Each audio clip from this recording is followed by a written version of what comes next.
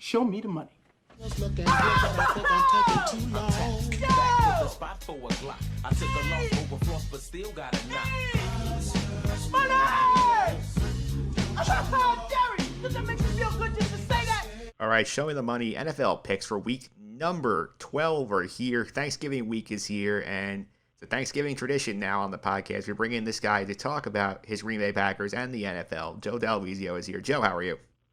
Mike, I am doing well. Happy early Thanksgiving. Always a pleasure to be on the Just End the Suffering podcast. It is a pleasure, and I have to admit, I'm a bit surprised we've gotten this far into the season with, no games, canceled outright to this point. We've had a few postponed, but we've actually gotten pretty far in without any major issues.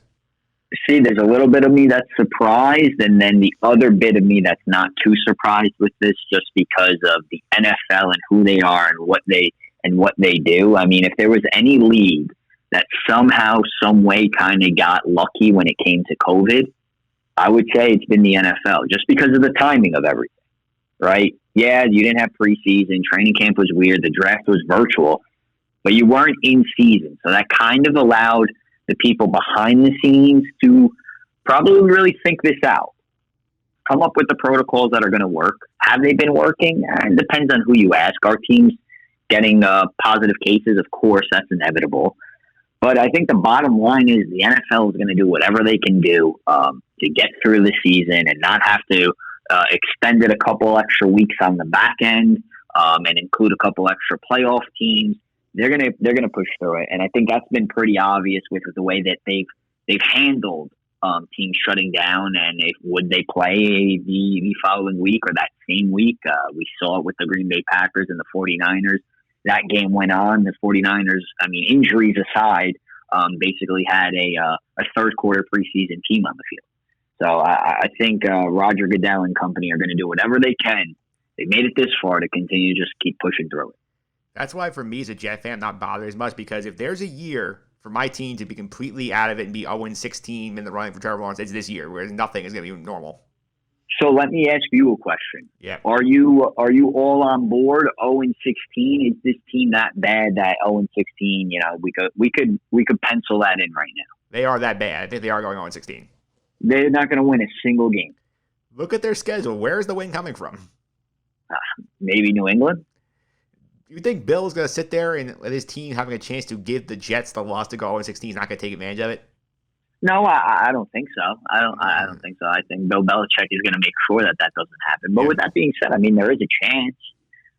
So you watch. Let me ask you another question, Mike. You watch every game hoping for a loss at this point? What do I gain from watching Joe Flacco win a football game? No, you're right. That just sounds miserable. I would never want to watch my football team. That's all I'm saying. Yeah. I just need to get into the mindset of a person who unfortunately roots for a terrible football organization. Luckily for me, I've been spoiled, so I don't know what that feels like. So I'm just trying to get inside the psyche here. Yeah, because I need to get rid of my terrible football coach. I need to get somebody in here who can actually coach the football team, and then we have a chance at a generational quarterback prospect. I think you got to take it. Okay. This is the last question because I know you brought me on to interview me. But since you went there, you're completely done with Sam Darnold. If Trevor Lawrence is there, you take Trevor Lawrence? I do, because if you look at Sam, I mean, he's good and he's shown you flashes, but the mistakes are not improving from year 1 to year 3. I know part of that is coaching. At the same time, he's not making the right reads. He's making terrible decisions at times. He'll make those incredible plays. That's why you say, wow, he's really could be something, and then he'll make those dumb decisions that you shouldn't be making year 3. I'm going to be honest. I don't know if I run away from Sam Darnold. I think he's been really given an unfair hand here with between coaching, lack of talent around him. I mean, I could see Sam Darnold ending up going to a team like Pittsburgh. Ben Roethlisberger retires and he wins the Super Bowl before the Jets make the playoffs. I could too. There's also the mechanics of the NFL with the contracts for the quarterbacks. Are you paying Sam right now? Because you have to pay Sam in 2 years. You want to keep him. I know you have to pay him in 2 years, but I think you got to give him a shot with hopefully whoever that next quarterback is, and you get some talent around him. I think if you end up at number 1, you could get a haul for that pick. Everybody kind of wants Trevor Lawrence. He's made out to be this generational quarterback. No guarantee, though, if he will become that generational quarterback. With that being said, you trade out of that spot you are setting yourself up real pretty for the next 4 or 5 years in terms of drafting. And now it just comes down to picking the right guys, which listen, isn't an easy thing, but if you do it, you could be a very good football team for a very long time. I would also say that as well. Is just you look at where they are. They do have extra picks already because of the Jamal trade, and they can get more doing that. But I would not want to be that guy who said I had a chance to take Trevor Lawrence and I did not. It ends up becoming like the next like John Elway. Yeah, I understand that, but it's not a guarantee. Somebody could end up picking Trevor Lawrence and it doesn't work out. That's all not a guarantee that Sam Darnold becomes what we think he could be in the right situation, because that situation may not be here. You're right. There's risks and benefits for both sides of this. I just personally think you're running away from Sam Darnold. You never gave him enough talent. He's had to deal with terrible coaching since he got into the NFL. Give him one more year. And if he sucks again, you're going to end up picking in the top already. And if there's no generational quarterback, and I say that in air quotes, like Trevor Lawrence, you have enough draft arsenal where you can make a blockbuster trade and snag somebody's potential next guy. Yeah, I also think the key, also remember this here, is that Joe Douglas not draft Sam Darnold. He's not wedded to him. So I think if he has a chance to get his guy, he'll get his guy. Fair point. All right, let's go to your Packers for a minute. And obviously they played the game against the Colts on Sunday. They up 28-14 at the half. We had the defense kind of collapse down the stretch. Rodgers has the great drive to kick the field goal. MVS's fumble in overtime ends up costing them the game. So your takeaway from that game as a whole. All right, so a couple things there. Let's start with the latter, MVS fumbling costing the game. Listen, did MVS fumble the ball? Did he make a mistake when it mattered at the most opportune time, the worst possible time? Yes, there is no denying that MVS made a mistake. It happens. With that being said, if it wasn't for MVS making that play, catching the ball to get them into that position, okay, they would have never been in overtime to set them up for in field goal range. Secondly, with MVS, if he doesn't draw that pass interference at the end of the half, the Packers don't score and take a commanding lead at halftime. So putting this all on MVS, or a lot of this on MVS, I don't think that's fair. And I'll go a step further for all the jabronis. Yes, I use the word jabronis that are out there on Twitter right now, tweeting at MVS, sending him death threats, sending him vitriol and hate and spewing disgusting things. Shame on all of you. Okay, there's no place. That's why Twitter is a cesspool sometimes. It's so good for certain things. For instances like this, it's an absolute disgrace the way some people think they could talk to others. MVS has been playing a lot better. Okay, it's easy to point fingers at him, but you can't put this game on him.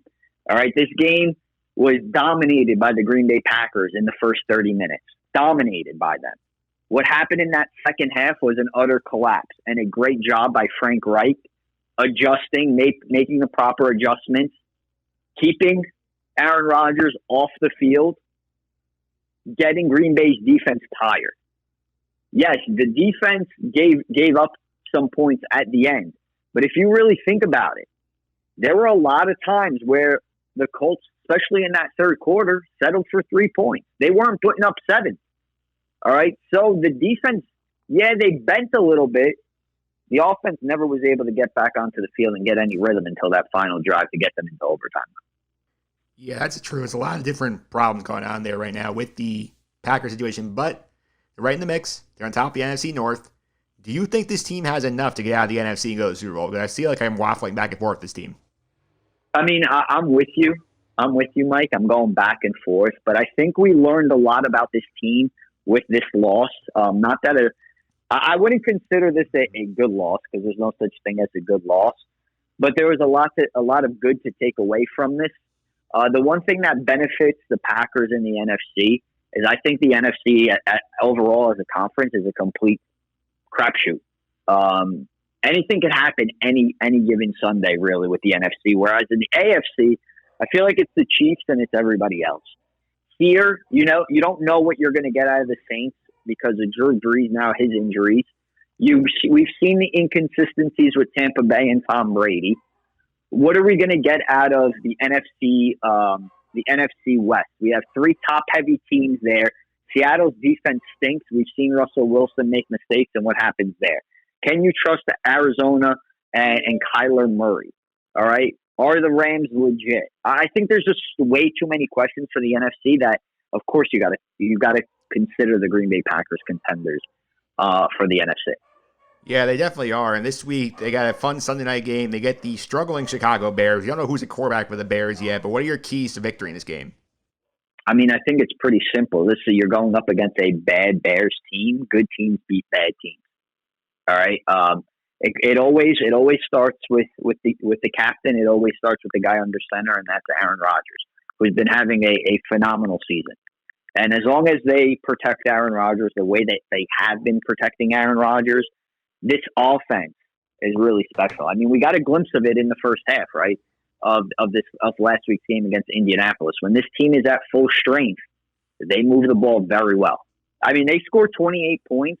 There were several times in that first half against the Colts where they failed to execute properly, which could have led to anywhere between 35 and 42 points in the first half. I mean, that's phenomenal. There's not many teams in the NFL that could do that. Yeah, definitely some fun. Before we get to the picks, I want to talk about our over-unders. We did this before the season, and we had some fun with this. We were not sure if all the bets would count because we had 16 games coming in the mix here, as you had to play 16. So far, it was like all of that will be happen to cash, but let's go over these. Does that sound good to you? Oh, yeah. Let me hear, because I'm going to be honest with you. There's a couple I forgot about. There's a couple I still remember. So let me hear where we're at. Okay, I did the research last night. I went back. I listened to the podcast that we were on this. I wrote them down. I also looked at the records of the teams right now. So we'll start with me. So I had the Buffalo Bills over 8.5. They are currently 6-3. I feel good about that one. Okay. I have the Patriots under 9.5. They are currently 4-6. So one more loss there gets the job done. Okay, you're right there. The Falcons over 7.5 at 3-7. I don't think I'm getting that one. That's not going to happen, I don't think. This one's gotten more annoying because the division is so terrible. I have Washington under 5, and they're currently 3-7. Ooh, that's going to be this Thursday's game, Thanksgiving against Dallas, may end up playing a huge role in that number for you. Yes, it is. I have a fear the push is coming in that one.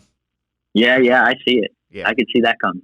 This one I feel great about. The Titans over 8.5. They're currently 7-3, so I'm in great shape there. And what else do you got? Last but not least, this one I don't think I'm going to win. I have the Rams under 8.5. They're 6-3 going to the Monday night game, so I still think they'll find 3 more wins in their schedule. So I'm going to lose that one. Yeah. I think I to be honest with you, I think you're shooting very pretty though, Mike. Overall. Yeah, I think I got 3. I feel very good about, and one I can still get Washington. I don't think I'm getting Falcons or the Rams. I think you're sitting real well with those. Where am I at? Okay, we'll get to yours here, and it's not quite as good as mine was. God damn it. Yeah. This one, I think you'll get. You have the Carolina Panthers over 5.5. They are currently 4-7, but 2 more wins to get the job done. I think so. I feel very confident about that. This one, you have a loss on the board already. You took the Dallas Cowboys over 9.5. Dak Prescott getting hurt you, but I mean they were not playing well with him. Yeah, you know what? I was so disappointed in this one. Now that I think about it, and I knew it was coming, and me along with every other. I'm not going to include myself in the media bunch, but a lot of people had the Dallas Cowboys representing the NFC in the Super Bowl. That we are certainly nowhere near that right now. And I don't think people realize how terrible this defense was. Because when Dak was there, the offense was pretty explosive. I mean, the weapons are there. Yeah. But defensively, woof, are they terrible. Yeah, it was not good there. And I will say, like Jim Schroeder from NFL Network actually on the podcast back before the season actually had the Cowboys as a Super Bowl contender as well. So yes, I don't blame him. I see where his thought process was. I was the same way. Yeah, this one's gonna come down to the wire because the win they picked up yesterday will help you a lot. You had the Broncos over 7.5. They're currently 4-7. Okay, over 7.5. This one, like you said, is definitely going to come down to the final stretch here. It definitely is. But, I mean, I don't know if I'm going to get there. Yeah, especially they're at what? They're at 4 right now. They need to go 4-1 down the stretch. Yeah, no, we're not getting there. I mean, they welcome the Saints this upcoming week on Sunday, which you never know because it's not Drew Brees. How will Taysom Hill and Jameis Winston play on the road? I kind of like the Broncos in that setting. They're not beating the Chiefs. No. They got a shot against the Panthers. The only thing is they're on the road for that game. They still have to play Buffalo, the Chargers, and the Raiders. I don't think it's happening. Yeah, this one's also. I've mentally put an X for that one. Okay, I put an X on this one too. You got the Browns under 8.5. They are currently 7-3. Oh, dude, I am so wrong about the Browns this year. Yeah, and I'm actually finally happy that I'm wrong about the Browns. But they figured it out somehow with the 1-2 punch with Kareem Hunt and Nick Chubb, and their defense is solid. Yeah, it is. And I do think part of this also is that they play, I think, the easiest schedule in the history of football to this point. They have like one win over a winning team all season. You don't create the schedule; you take your schedule. So whoever's on it, you play them. That's it. That's simple. Yeah, because I mean, they might get to 11. If you look at who they have left, they still have the 2 games against the NFC East. They still have the Jets on the schedule. They're going to get there. Oh, without a doubt. Yeah, without a doubt. This one is trending the right direction for you. Did not start that way. The Bears under 8. They are currently 500. Okay, let me tell you something. I really think I'm going to hit this one. Yeah. And one of the main reasons is the Bears have to still play the Packers twice. Now, outside of that, they got the Texans, the Lions, the Jags, the Vikings, and the Jags. All right, so yeah, there's a shot there. But who the hell knows who's going to be playing quarterback for either the Bears or the Jags on that, December 27th matchup? The Vikings at home. I think in that game, man, that's a toss up too. We just saw we saw the Vikings already beat them once in Chicago. I think they could easily beat them again on the road. Yeah, I think that's trending the correct direction for you. I think they are playing worse, and the quarterback situation is getting worse. Oh, without a doubt. Without a doubt. Now we're starting to finally see the true colors for the Chicago Bears, considering their great start, which was a complete farce and so fake and so unreal and so unrealistic. So, it feels good to see the Bears getting smacked in the face with a little bit of reality here. Yeah, and also I think I don't think either of us picked this game this week, but they are 7.5 point underdogs to the Packers. I think the Packers are going to cover that number. Oh, I think so too. There's no reason why they shouldn't cover that number. Yeah, especially Sunday night at home in Green Bay. Now, granted, no fans in attendance, which I think's been hurting Green Bay, to be honest with you, with the home field advantage. But besides the point, that should be a runaway 10+ points for sure for the Packers. Yeah, we might even get Mitch Trubisky back if he's healthy. Oh, that would be great. I would take Mitch Trubisky back in a heartbeat. All right, and this last one you had, I think the last 2 weeks have really hurt you here with them. The Colts under 9, because if they drop those 2 games to Tennessee and Green Bay, they're 5-4. Now they're 7-3. They probably at least push the number. Yeah, you know what? At this point, I really didn't expect the Colts to be as dominant as they've been all season, especially defensively. I think the biggest change though has also been from Phillip Rivers. Yeah, he's still making mistakes, but he's been pretty good over the last 4 or 5 weeks when this team has been winning big. And the crazy thing is, one of their losses is the Jaguars. Exactly. Yeah. Exactly. One of their losses is to the Jaguars. They ended up losing to the Browns too earlier in the year. But let me tell you, it's pretty obvious though that loss against the Jaguars in Week 1, they're definitely a different team. Oh, yeah. I mean, they see the Jags at the end of the season. The Jags might as well not show up and just take the loss at that point. Yeah, we'll talk about the Jags more in the coming weeks, but we're gonna do the picks, which is why you're here. So I think it's gonna be a tight race down the stretch. I think I have a slight edge up here on that sandwich. Yeah, if I were you, I'd be feeling very comfortable right now. I'm starting to get my sandwich order ready. Good, good. Just remember, only one sandwich. I am getting. You can't get a sandwich. Did we decide? Is it a sandwich on a roll, on a hero, or is it buyer's choice? I think we go with buyer's choice. Oh, that's fine. That's fine. No problem. Yeah, no problem. Does that mean I'll actually see you in person, or or am I delivering this to you? I think we'll be in person eventually. It might be up to the powers that be in certain other areas I'm not going to get into right now on the podcast, but it could be sooner. Okay, just wanted to make sure. And for the audience at home, we are going to be social distancing and wearing masks. Absolutely. Of course. Yeah. All right, let's get to the picks, the reason you're here. Our good buddy Troy Moriello was here last week. He went 3-0 on the week. Wow, look at Troy. Proud of him. Yeah, Troy took How, the. Yeah, go ahead. how did you do? Well, let me tell you who Troy picked first. Okay. Troy had the Browns laying 3 against the Eagles. They won that game despite their best efforts to give it away at the end. He had the Saints laying the 4.5 at home against the Falcons. Taysom Hill did the job there. He had the Broncos getting 3.5 against the Dolphins. They won the game outright. So 3-0 for Troy. Wow. Well, it sounds like you're going to hear a lot of the same teams from me. Spoiler alert. Yeah. Yeah. I, on the other hand, I did not have as good a week. For the first time all season, I went 0-3, and it was not pretty. Okay. No. Oh, Can you play that sounder again? Because I also went 0-3 this past week. Sure. No. Okay, so that's a pair of 0-3s last week from me and Joe on our Perspective podcast, but my picks were I took the Chiefs laying the 6.5 on Sunday Night Football. That game was a lot closer than I thought it would be. I had the Chargers laying the 8.5 against the Jets. I was good there until the Chargers decided to Chargers it up at the end and try and give the game away to the Jets. Typical Chargers game there. Yeah. Yeah, because I felt very good that game. They were up like 21-6 early, and it was feeling good. And then the Jets all of a sudden came out at the halftime and then started throwing bombs and hitting them. And then they had that drive at the end where they were trying to win it. Not great. They did exactly what they've been doing all season long, choking games up at the end. Yep. Damn shame because they got a franchise quarterback there. They do. He's really good. And last but not least, you're going to be mad at me. I took your Packers again last week. I took them getting the 2.5 against the Colts, and they blew. And we know we're going over that one. Let me tell you something. You got to stop taking the Packers.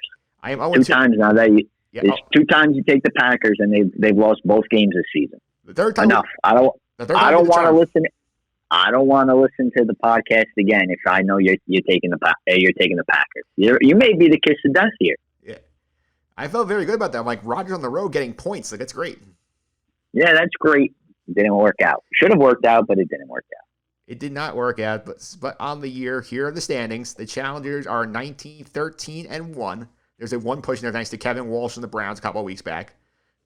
I am 21-12, so it is really tightened the last week. Wow, look at that. You sure you want me to give my picks? Because I'm 16-17 on the year right now. Yeah, with 3 picks every single week. Hey, you're doing the Challengers holding their weight at this year. I don't think they've had one winless league yet.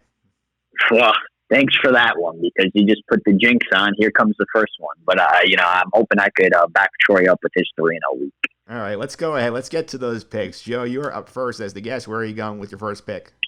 All right, I am taking the Browns minus 6.5 on the road against the Jags. All right. First of all, we just talked about the Browns for a little bit. 7-win team, great 1-2 punch with Chubb and Kareem Hunt. They control the time of possession there, keep opposing teams on the field. Well, who are they playing? They're playing the Jags. This team's atrocious. All right. Who knows if Jake Luton's going to start because he's been that bad for this team. With that being said, how bad is Mike Glennon that they gave Jake Luton a shot before him? So I feel comfortable taking the Browns minus 6.5 on the road for my first pick. Hey, it's under a touchdown. I don't as far as the pick at all. The Jags have been feisty a couple of games, but the Browns are a bully team. The Browns beat up on these bad teams. They're going to do the same to the Jags. I like that pick. Number 2. I am going with the Giants. Yes, the dreadful Giants minus 4.5 against the Cincinnati Bengals. I would have never touched this game if Joe Burrow was still playing, but of course the news is out. We saw the devastating injury this past Sunday against Washington. He is out for the year, torn ACL, MCL. So I feel comfortable now that the Giants will be able to beat the Bengals by at least 5 points here. With Finley leading the way for the Cincinnati Bengals. So give me the Giants minus 4.5. Yeah, that's one. Like if the Bengals had a capable backup, I would quarterly go that way. Because say, the Giants are going on the road being favored. I don't trust that. But Ryan Finley looked awful yesterday against the Washington defense. It's not that great. I mean, they got 17 yards that he took over the game. So the Giants should find a way to win this game. May not cover, but I think they are going to win. Exactly. And then finally, I am taking the Broncos at home plus 5.5 against the Saints. Listen, I don't know how I feel about Drew Lock yet. I don't think he's anything special, but there's something special about him. I don't know if it's his swagger, his attitude. I don't know what it is, but I kind of like what he's been able to do for this Denver Broncos team. With that being said, I'm a little concerned with the Saints going on the road with Taysom Hill as their quarterback, possibly Jameis Winston. Who knows? Who knows what the weather is going to be like in Denver? I'm giving the edge to the Broncos. I don't think they win this game, but I think it'll be close. All right, your picks on the board, Myra. Pick number one, I'm going directly against that pick. I'm taking the Saints laying the 5.5 in that game because I think that this is a much better team than the Miami one they faced on Sunday. And this is one where Sean Payton will look at his guy and say, see, you can't just throw your helmets on the field against the Broncos. You have to go out there and play this game. Taysom Hill played well in this game. They're a good running attack. Denver has trouble stopping the run. There'll be a lot of Alvin Kamara, a lot of creativity on the offense. 5.5 is manageable. It's tricky on the road, but I think they'll win this game by a touchdown. The Saints defense also outstanding. They will do a good job keeping down the Bronco attack. Give me the Saints laying the 5.5. Pick one. It's a little head-to-head action there. I'm taking that one. All right, pick number two. I'm going to the pick against the Jets well again. We'll see if this works this week. I'm taking the Dolphins laying the 6.5 on the road here. These two teams played back in week 6. Miami won 24-0. I think the difference is not going to be that much. Joe Flacco played that game, couldn't do much. Denzel Mims is healthy, that helps, but the Dolphins are a good football team. And I think this is going to be one where they got a wake-up call by going to Denver and struggling. And I feel like Flores did a good job there getting Fitzpatrick in that game to show Tua, hey, you have to be smarter than this. The Jets don't have the kind of pass rush that Denver had. They're not going to be able to put pressure on Tua. The Jets are going to have a game where they'll probably be a little feisty in the beginning, but they're going to end up getting out-adjusted in the second half, lose this game. Give me the Dolphins laying the 6.5, pick two. Yeah, I'm a little nervous with that one just because I don't know what the hell the Dolphins are doing in terms of quarterback. I know Tua got injured. You saw Ryan Fitzpatrick there, so that kind of gets me a little nervous. Yeah, but then again, you also look at the Jets secondary, see who they're starting this game. They're going to have you guys wide open all over that football field. Again, it's the Jets. All right, pick number 3. I wanted a dog this week. I'm going to Thanksgiving. I'm going to take the Lions at home, getting 2.5 points against the Houston Texans because the Texans, I don't trust them. I don't think they're that good, and I think winning against the Patriots was nice, but again, short week on the road, Thanksgiving. Lions will be up for this game. I think they'll be more competitive than people think. This feels like the random kind of game that Matt Patricia's team will win. So give me the Lions getting the points on Thanksgiving, pick 3. That's about the only thing that you could really say because this is a Lions team that just lost to the Panthers 20-0 against a starting quarterback who is just starting in the XFL. So I'll leave it at that. All right, so to reset the picks here, Joe's going with the Browns laying 6.5 against the Jacksonville Jaguars on the road.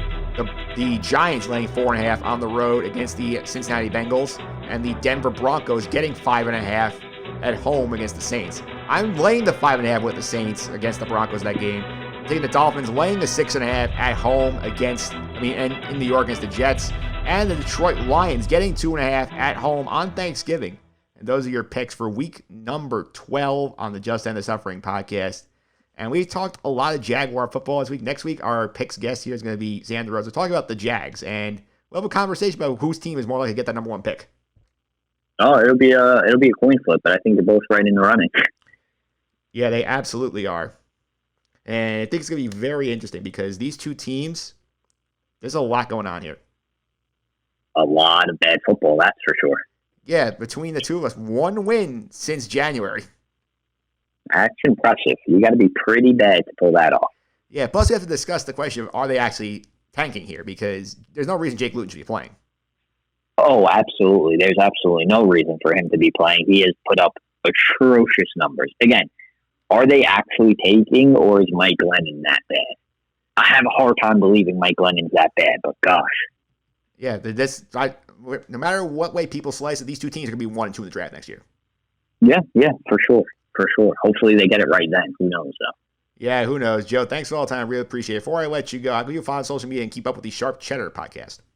All right, Mike. Yeah, just follow me on Twitter at Joe_DALOISIO.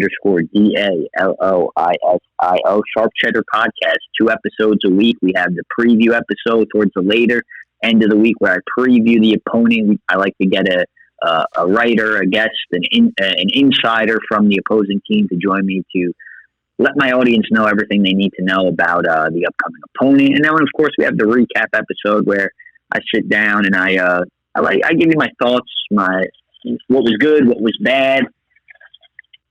And we look ahead. We look ahead and we try to stay optimistic despite coming off the loss here against the Colts. So that episode should be releasing relatively soon. Yeah, and also go back in the archives. Joe actually had a member of the Packers on the podcast as well. Yes, I was fortunate enough to have a backup quarterback, Tim Boyle, as my first current Packer on the podcast. And, I got excited, actually, yesterday during overtime in the coin flip when the Packers decided to send out Tim Boyle for that flip. And, of course, tails never fails, and they won the toss. I was ready to open up my monologue with an ode to Tim Boyle, but unfortunately that didn't happen. Yeah, you always got to shout out the friends of the podcast. Oh, of course. All right, Joe. Thanks again. I really appreciate it. Mike, anytime. Have a wonderful Thanksgiving and don't eat too much turkey. Yep. And again, follow Joe on Twitter. It's Joe __. Do not forget the double. You won't find him. Don't forget it. DALOISIO. Up next, we're going to do our weekly Mandalorian recap. I'm going to be joined by Sam DeRosa right after this.